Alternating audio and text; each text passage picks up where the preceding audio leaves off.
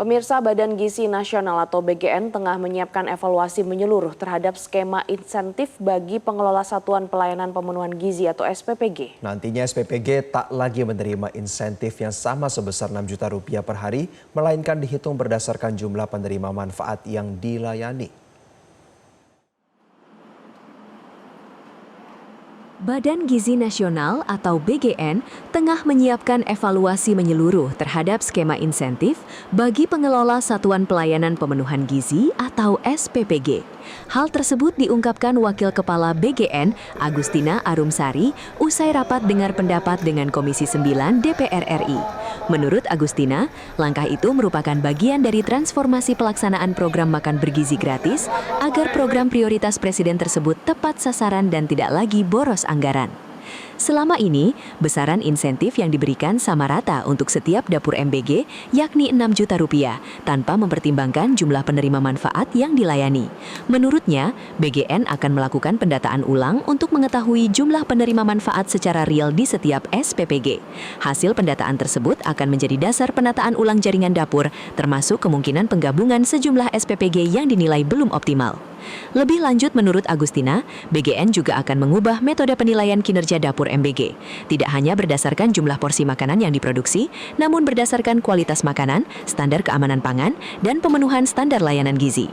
Setelah data penerima manfaat itu fix, ya, kami harapkan nanti insentifnya nggak fix 6 juta semua kan. Sekarang kan diubahlah oleh yang dulu ya, bahwa penerima manfaatnya 1.500 pun insentifnya 6 juta, 500 pun 10 juta, kan dulu begitu. Nah, kalau nanti kita sudah mengetahui berapa real penerima manfaat yang menerima dari SPPG tersebut misalnya ya, kan itu dampaknya nanti penata ulang akan begitu. Mungkin kita akan gabungkan, bisa jadi ya, bisa jadi karena di daerah sana ternyata hanya ada sekian, kita akan gabungkan SPPG ini dengan SPPG ini dan seterusnya. Itu proses yang pasti akan mengikuti proses refokusi. Nah, kemudian kita akan tetapkan insentifnya tidak begitu lagi dong, dan tidak sama juga, itu tidak sama juga. Sementara itu, Wakil Ketua Komisi 9 DPR RI Charles Honoris menaruh harapan besar kepada jajaran pimpinan baru BGN untuk membenahi total sistem barang dan jasa. Reformasi internal ini dinilai krusial agar kasus korupsi di lembaga BGN tidak terulang. Jadi kami juga tentu menaruh harapan besar ya dengan adanya kepemimpinan baru, khususnya dengan kehadiran Ibu Arum yang pernah menjadi Wakil Kepala BPKP dengan background sebagai auditor negara.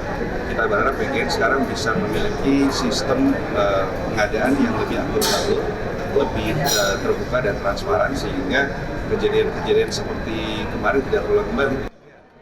Wakil Kepala Badan Gizi Nasional Agustina Arumsari memastikan BGN akan menutup Satuan Pelayanan Pemenuhan Gizi atau dapur MBG yang tidak layak berdasarkan hasil audit yang dilakukan Badan Gizi Nasional. BGN saat ini juga tengah melakukan moratorium SPPG baru. Agustina menyebut berdasarkan data virtual account ditemukan 27.877 dapur operasional. Namun setelah dilakukan pemeriksaan lebih lanjut ditemukan sejumlah data ganda sehingga jumlahnya berkurang menjadi 27.820 dapur. BGN memutuskan moratorium SPPG baru guna untuk memberikan ruang bagi proses audit dan penataan ulang jumlah dapur MBG. BGN akan menata dapur MBG berdasarkan jumlah penerima manfaat.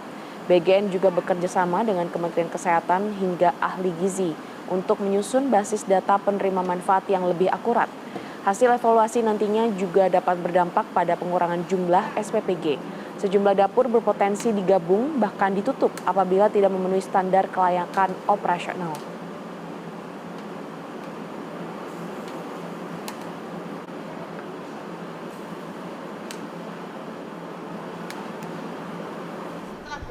Setelah 27877 itu kami teliti lagi, ternyata juga ada yang masih double dan seterusnya, sehingga berkurang lagi 57. Jadi 27.820. Stop itu dulu ya, itu maksudnya Mas.